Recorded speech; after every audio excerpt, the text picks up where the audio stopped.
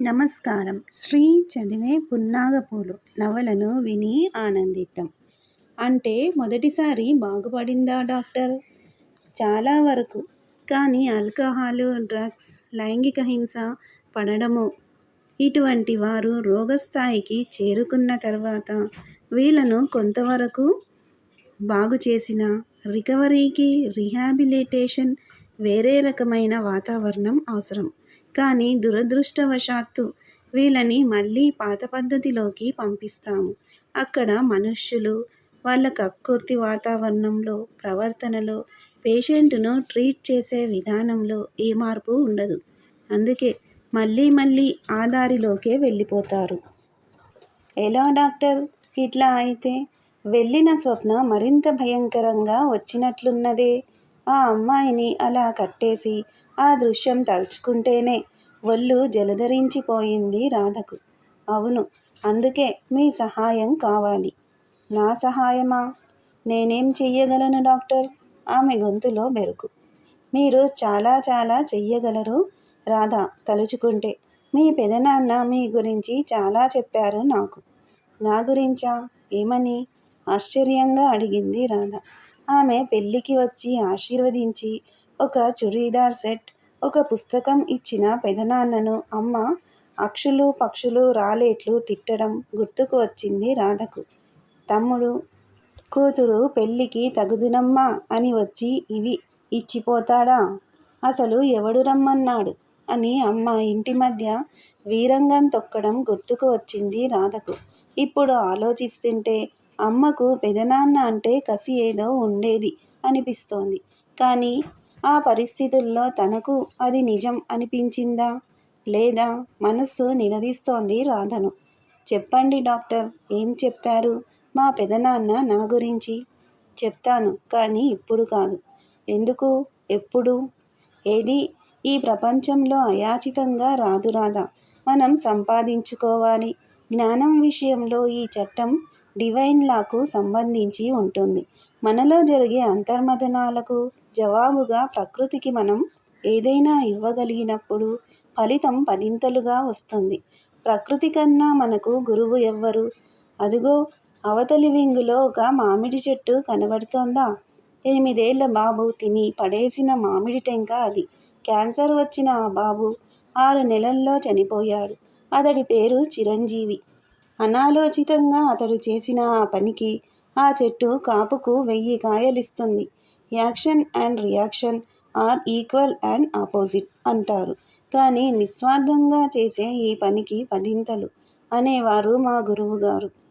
మాట్లాడుతున్న అతని వంకే చూస్తూ అతడిని దాటి ఆ మామిడి చెట్టును చూస్తోంది రాధ.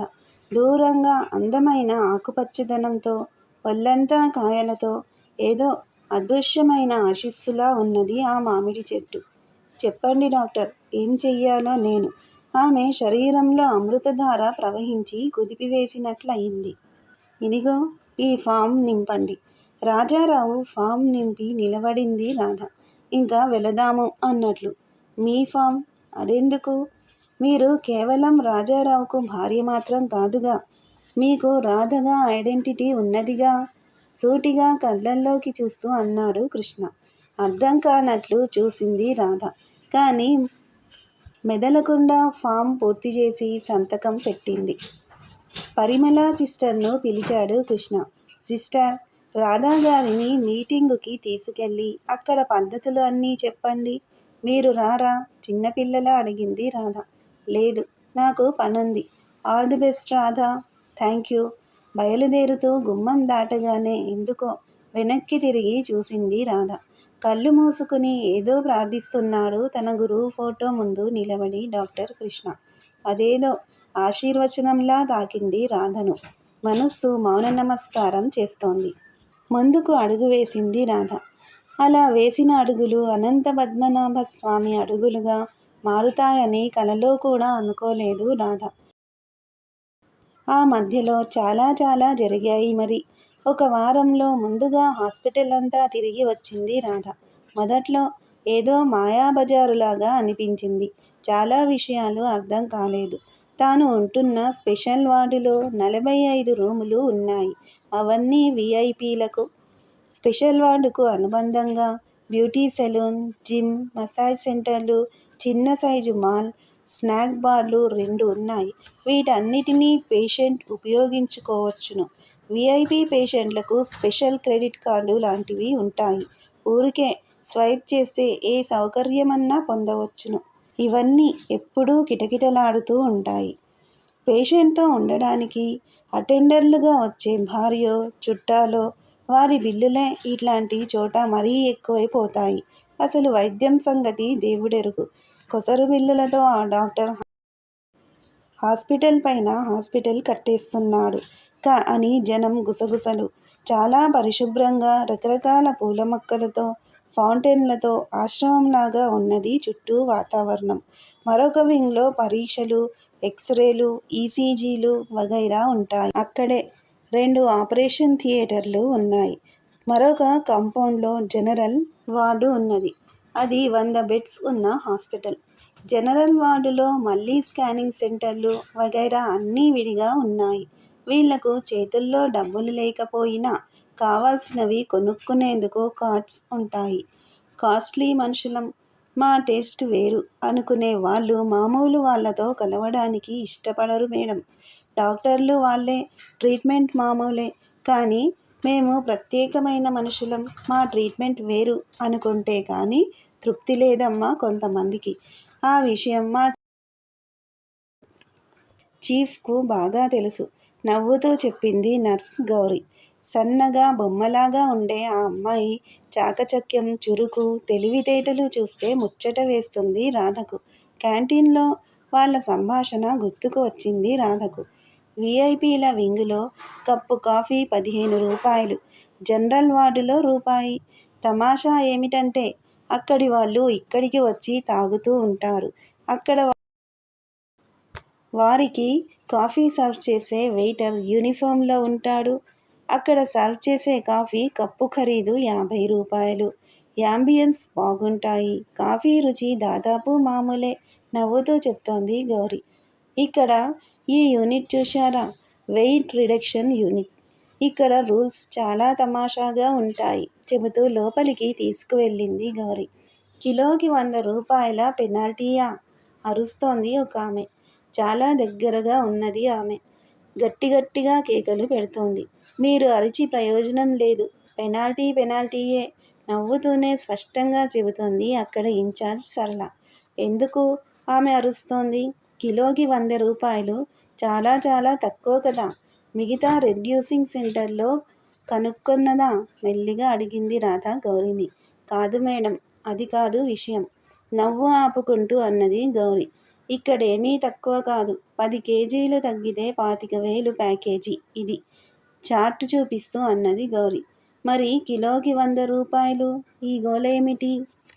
ఇక్కడ ఎక్సర్సైజ్, డైట్ రిస్ట్రిక్షన్స్ ఇవన్నీ చాలా స్ట్రిక్ట్గా పాటించాలి మేడం. కానీ మధ్యలో వీళ్ళు అట్లా ఉండలేక ఏవో తినేస్తారు. ఇంటికి వెళ్ళారో అంతే సంగతులు. తిరిగి వచ్చినప్పుడు మేము చాలా స్ట్రిక్ట్గా డైట్ చేశాము, కావాలంటే చూడండి అని వేయింగ్ మిషన్ మీదకెక్కుతారు. తప్పకుండా 2-3 కేజీలు పెరిగే ఉంటారు. ఇక్కడ స్పెషల్ రూలు ఏమిటంటే ఎన్ని కేజీలు పెరిగారో అన్ని 100 రూపాయలు పెనాల్టీ కట్టాలి. వాటితో మేక్ ఎ విష్ ఫౌండేషన్ ద్వారా టర్మినల్ క్యాన్సర్ పేషెంట్కు ఏదన్నా గిఫ్టు వీళ్ళ చేతి మీదుగా కొని ఇవ్వాలి. నవ్వుతూ చెబుతూ మసాజ్ రూములు, స్టీమ్ బాత్ రూములు అన్నీ చూపిస్తోంది గౌరి. ఒక లావాటి మార్వాడి ఆవిడను మసాజ్ టేబుల్ మీద సర్దలేక ఇబ్బంది పడుతున్న 2 మసాజ్ చేసే అమ్మాయిలు. వాళ్ళందరికీ యూనిఫామ్లు ఉన్నాయి. రోజూ రాగి గంజి, బ్రేక్ఫాస్ట్, మధ్యాహ్నం భోజనం అన్నీ జనరల్ వార్డు కిచెన్ నుంచి సప్లై చేస్తారు. డాక్టర్ గారికి వీళ్ళ ఆరోగ్యం చాలా ముఖ్యం. ఇక్కడ వీళ్ళకు ప్రతీ నెల మెడిసిన్ చెకప్ ఉచితంగా చేస్తారు. ఇక్కడ పనిచేసే అందరికీ ఇన్సూరెన్స్ ఉన్నది. మేమంతా చాలా హాయిగా ఉన్నాము మేడం, నవ్వుతూ చెప్పింది గౌరి. ఆ పిల్లనే పరీక్షగా చూస్తూ ఆలోచిస్తోంది రాధ. మేమంతా హాయిగా ఉన్నాము. ఈ మాట విని ఎన్ని రోజులయ్యింది? ఎక్కడ విన్నది ఆఖరిసారి? ఈ వెయిట్ రెడ్యూసింగ్ వింగ్లోనే దాదాపు 50 మంది అన్ని రకాల సర్వీస్ చేసేవాళ్ళు ఉన్నారు. ఈ లెక్కన ఈ హాస్పిటల్ మొత్తం ఎంతమంది సర్వీస్ ప్రొవైడర్స్ ఉన్నారో? వీళ్ళందరూ పర్మనెంట్ పనివాళ్ళేనా? సందేహంగా అడిగింది రాధ. కాదు మేడం, టెంపరరీ వాళ్ళు చాలామంది ఉన్నారు. సంవత్సరం తర్వాత పర్మనెంటా? కాదు మేడం, ఎంతకాలం పనిచేశారు అనేదానికన్నా ఎట్లాంటి యాటిట్యూడ్తో పనిచేస్తున్నారు అన్నది చాలా ముఖ్యం డాక్టర్ గారికి. వీళ్లకు మన హాస్పిటల్ తాలూకు ఆదర్శం అర్థం కావాలి. వీళ్ళు కూడా ప్రతిరోజు మెడిటేట్ చెయ్యాలి. ప్రేమించడం అర్థం అవ్వాలి. అందరికన్నా ఎక్కువ జీతాలు ఇచ్చినా ఈ పద్ధతి భరించలేక పారిపోయే వాళ్ళే ఎక్కువ. సైలెన్స్, ఆరోగ్యం, శాంతంగా నవ్వుతూ మాట్లాడడం, చకచకా తిరుగుతూ టైం మేనేజ్మెంట్ నేర్చుకోవడం, సేవను ప్రేమగా చెయ్యడం, శుభ్రంగా చక్కగా ఉండడం, ఇట్లాంటి రూల్సే ఎక్కువ. చాలామంది ఇవి భరించలేక వెళ్ళిపోతారు. కొన్నాళ్ళ తర్వాత తిరిగి వస్తూ ఉంటారు. అప్పటికైనా వాళ్ళ యాటిట్యూడ్లో మార్పు వస్తేనే పర్మినెంట్ చేస్తారు. ఓరి నాయనోయ్, ఇదెక్కడి గొడవ! వచ్చామా, పని చేసుకుని 4 డబ్బులు చేతిలో వేసుకుని పోయామా అన్న పద్ధతిలో ఉండకపోతే ఎవరూ ఇక్కడ పని చెయ్యరు. నోరు పారేసుకుంది రాధ. విచిత్రంగా చూసింది గౌరి. మీరా ఇలా మాట్లాడుతున్నారు అన్నట్లు. ఉలిక్కి పడింది రాధ ఆ చూపులకు. చాలా సిగ్గుపడింది. నా ఉద్దేశం, మామూలుగా అందరూ ఇలాగే ఆలోచిస్తారు కదా అని. అవును, ఇదిగో ఇటు రండి. ఇదిగో ఇది కిచెన్. మాట మార్చి కిచెన్ వైపు అడుగులు వేసింది గౌరి. ఆ క్షణంలో రాధకు చాలా సిగ్గుగా అనిపించింది. తను కొంచెం కొంచెం తేలికగా, చీప్గా ప్రవర్తించినా ఈ అమ్మాయి గుర్తించినా తనను ఇబ్బంది పెట్టకూడదని మాట మార్చి ఎంత గొప్పగా ప్రవర్తిస్తోంది. ఎవరు నేర్పారు వీళ్లకు ఈ సంస్కారం? ఎందుకో ఆ క్షణంలో గౌరీ చాలా ఉన్నతంగానూ తాను పిపీలికంగానూ అనిపించింది. ఒక్క క్షణం ఆమె ఈగో వెనుకకు తిరిగి పారిపో అన్నది. మేడం, ఇది చూశారా? గట్టిగా నవ్వుతూ అన్నది గౌరి. జిమ్కు కిచెన్కు మధ్య వరండాలో ఒక రిబ్బన్తో చేసిన పెద్ద లాఫింగ్ బుద్ధ ఉన్నాడు. ఆ బొమ్మను గట్టిగా కొడితే వెనక్కి వాలిపోయి మళ్ళీ ముందుకు వచ్చి కిలకిలా నవ్వుతుంది. రాధ ఒక్క తోపు తోసింది దాన్ని. కిలకిలా నవ్వుతూ మళ్ళీ లేచాడు లాఫింగ్ బుద్ధ. తెలియకుండా 10 నిమిషాలు ఇద్దరూ ఆడుకున్నారు ఆ బొమ్మతో. రండి మేడం, ఆకలేస్తోంది, భోజనం చేద్దాము. కిచెన్లోకి తీసుకువెళ్ళింది గౌరి. చాలా శుభ్రంగా ఉన్నది కిచెన్ బఫే. ఏదో కాగితం చూపించి సంతకం చేయించుకుని రండి మేడం అని ప్లేటు ఇచ్చింది గౌరి. మంతెన రాజుగారి భోజనమే అందమైన వాతావరణంలో ఉంచడం వలన అదేదో స్పెషల్ అనిపించింది. మన డాక్టర్ గారు గాంధీ గారి గురించి చెబుతారు మేడం. మేకపాలు, గుప్పెడు వేరుశనగలు, ఏదో ఒక పండు, జొన్న అన్నం లేదా రాగి సంగటి ఇదేట సత్యాగ్రహి ఆహారం.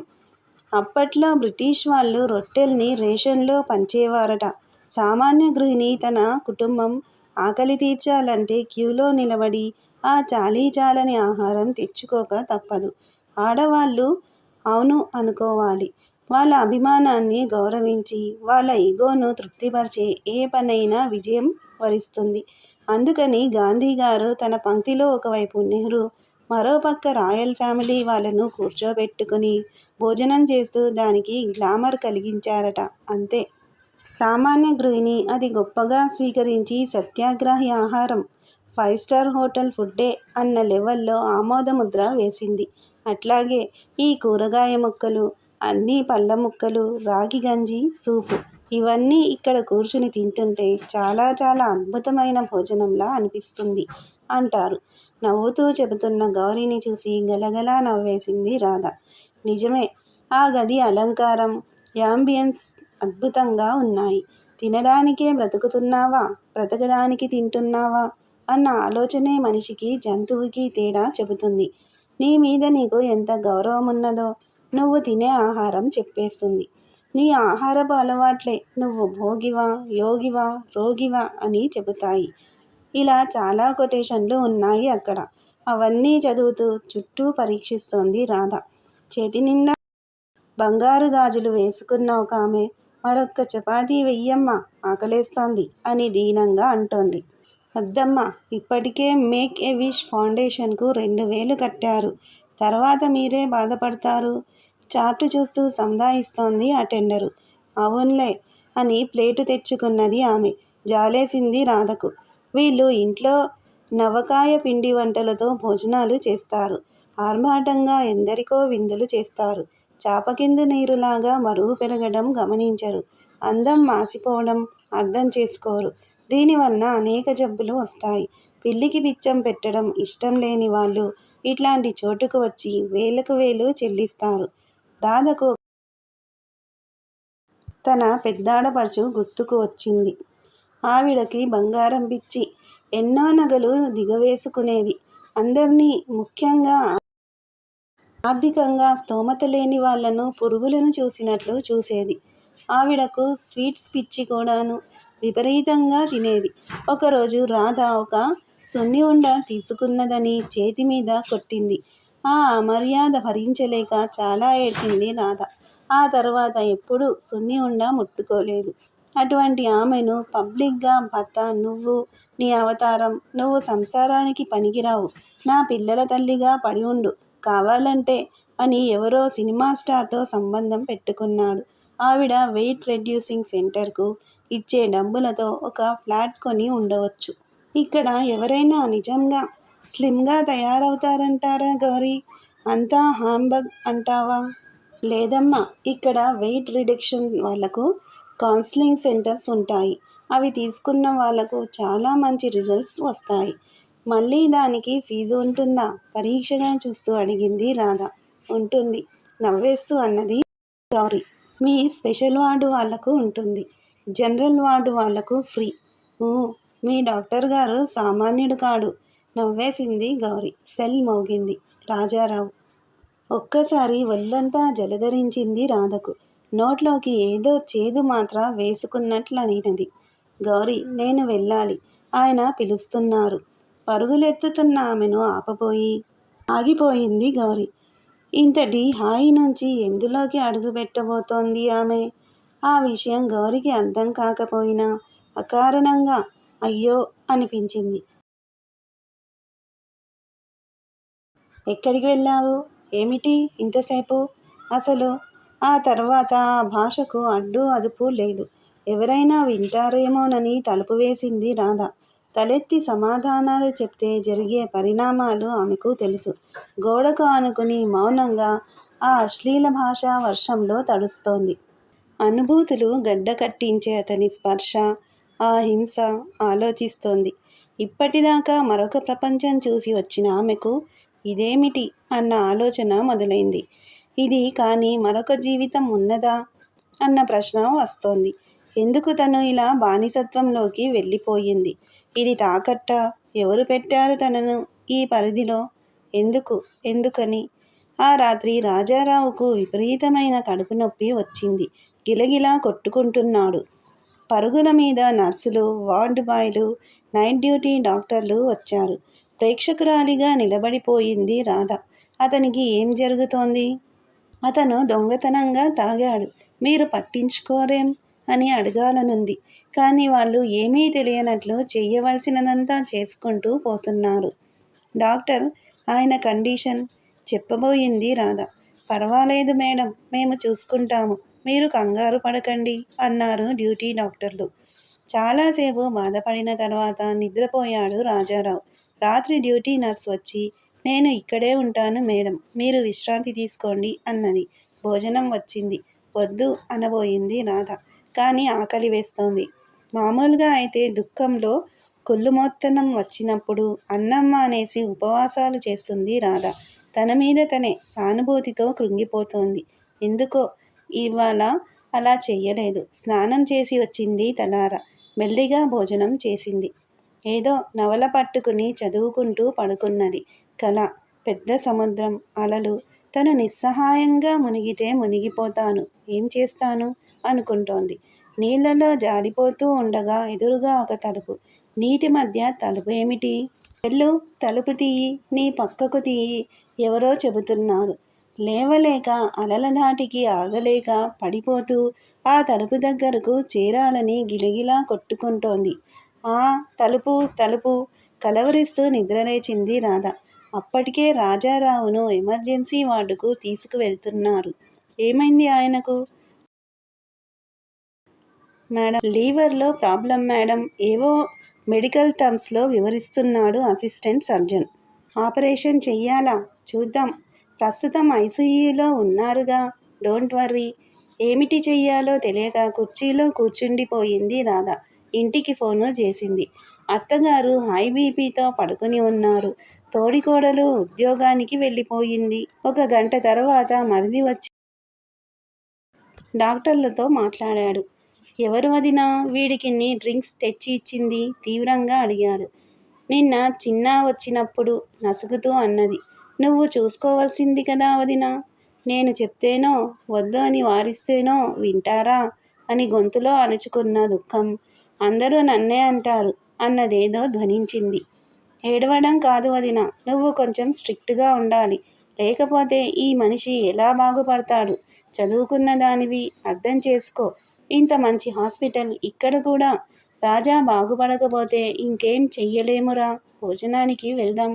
ఆకలిగా లేదు, నువ్వు వెళ్ళు వదినా విసుగ్గా అన్నాడు అతను. అతని గొంతులో విసుగుకు మరింత అత్తిపత్తి ఆకులా ముడుచుకుపోయింది రాధ మనస్సు.